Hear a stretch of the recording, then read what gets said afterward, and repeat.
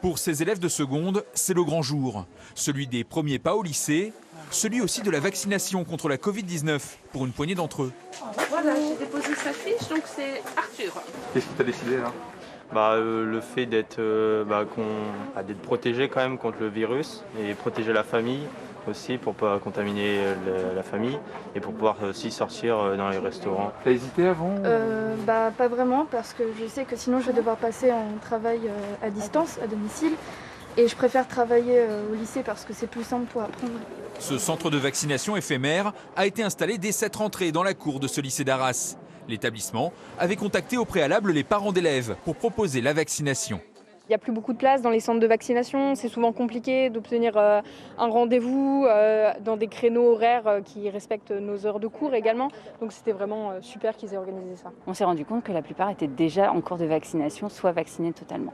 Donc on en a eu une bonne dizaine et on est déjà assez content d'en avoir eu autant. Mais ça se peut qu'il y en a d'autres mais qu'ils n'avaient pas eu l'information parce qu'on n'a pas réussi à joindre tout le monde non plus.